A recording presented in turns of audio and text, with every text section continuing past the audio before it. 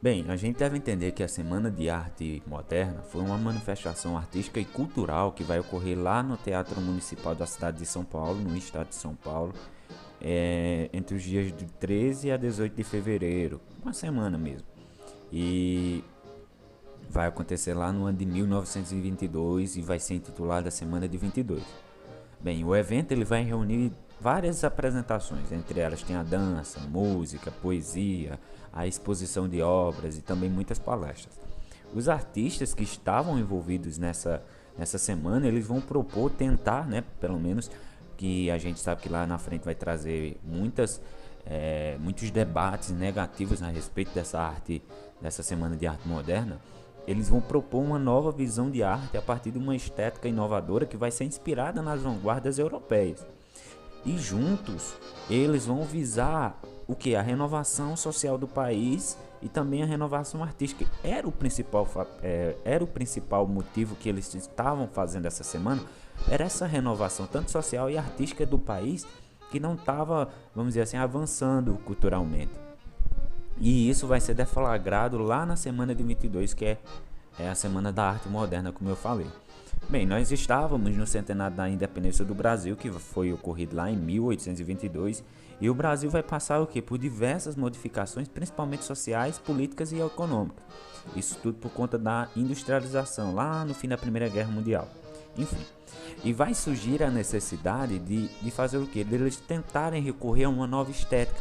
Por isso que daí vai surgir a Semana da Arte Moderna. E eles estavam... E essa Semana de Arte Moderna estava composta principalmente por artistas, escritores, músicos e pintores que vão buscar essas inovações estéticas. E esse intuito da semana era criar uma maneira de romper com os parâmetros que vigoravam nas artes em gerais, ou seja, eles queriam quebrar o tradicionalismo antigo e fazer algo mais moderno, por isso Semana de Arte Moderna. Mas enfim, a maioria dos artistas, eles vinham de descendências oligárquicas, ou seja, a gente sabe que as oligarquias cafeeiras eram de São Paulo, Minas Gerais, enfim. E eles vão formar uma política que ficou conhecida como a política do café com leite. Esse aí, para a gente entender o que eram as políticas oligárquicas, algo bem simples. Bem, e esse fator foi determinante para a realização do evento. Por quê? Uma vez que tinha um respaldo do governo de Washington Luiz, que era o governador do estado de São Paulo, teve a permissão de fazer isso. Ou seja, se o governador está permitindo, então a gente vai fazer sem nenhum problema. Por isso que foi um papel muito importante eles serem das repúblicas oligárquicas, eles serem dos grupos oligárquicos, dos grupos de café. Por isso que foi muito importante isso. E além disso, a maioria dos artistas que estavam nessa semana, eles vão possuir muitas, vamos dizer, possibilidades financeiras. Eles tinham muito dinheiro, eles tinham uma vida, vamos dizer, boa financeiramente, porque eles poderiam viajar e estudar lá na Europa. E já que eles iam para a Europa, eles vão trazer para o país, aqui para o Brasil, diversos outros modelos artísticos. Por exemplo, um pouquinho da França, um pouquinho da Espanha, um pouquinho da Itália, tudo aqui para o Brasil. E assim vão unir isso tudo à nossa própria arte. E aí vai se formar um movimento modernista no Brasil, que vamos dizer assim, a Semana de Arte Moderna é o pico principal desse acontecimento do modernismo aqui no Brasil. E com isso, São Paulo, que estava em confronto com o Rio de Janeiro, eles vão fazer novos horizontes e uma figura de um protagonista na cena cultural brasileira, ou seja, São Paulo vai ser o protagonista dessa Semana de Arte Moderna. Por conta disso daí vai ficar com esses conflitos, mas enfim. E foi assim que durante os 3 dias, que foi 13, 15 e 17, essas manifestações artísticas, políticas e culturais da Semana de Arte Moderna vão reunir jovens irreverentes e contestadores, não aqueles jovens que estavam aceitando o tradicionalismo da cultura daquela época, mas eram algo, vamos dizer assim, radical para o pessoal daquela época, o pessoal da época de 1922, que era um povo mais tradicional, um povo mais conservador. Enfim, e esse evento foi inaugurado pela palestra, ele vai começar principalmente pela palestra do escritor Graça Aranha, que é a emoção estética da arte moderna. Vai começar com esse poema aí, com essa palestra, com esse tema. E seguido de apresentações, depois disso vai vir muitas apresentações musicais, exposições artísticas, enfim. E o evento ele vai estar cheio. E foi uma noite muito relativamente tranquila, sem nenhuma assim escândalo. Só que no segundo dia vai haver apresentações musicais, palestra do escritor e artista plástico Menotti della Picchia. E também vai ter a leitura de um poema muito conhecido, assim, pelo menos para pessoas que gostam de português, para pessoas que estudaram pelo menos o terceiro ano do ensino médio vão conhecer, que é Os Sapos de Manuel Bandeira, que é um dos poemas muito bem conhecidos dessa Semana de Arte Moderna. Ronaldo de Carvalho vai fazer a leitura, pois Bandeira encontrava-se em uma crise de tuberculose, ou seja, o próprio Manuel Bandeira não conseguiu fazer a leitura do seu poema porque ele estava com tuberculose, ou seja, Ronaldo de Carvalho que vai fazer essa leitura. E nesse poema, a crítica vai ter a crítica à poesia parnasiana. Eles vão criticar principalmente a forma de como os parnasianismos faziam a poesia, e o que vai causar indignação no público. Isso aí vai começar a primeira indignação do público.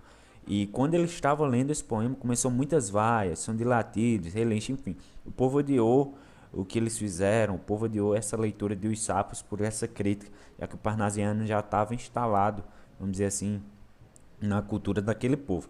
E por fim, no terceiro dia, o teatro vai estar mais vazio, porque aí houve isso tudo por conta desse esse início aí de, vamos usar assim a palavra motim.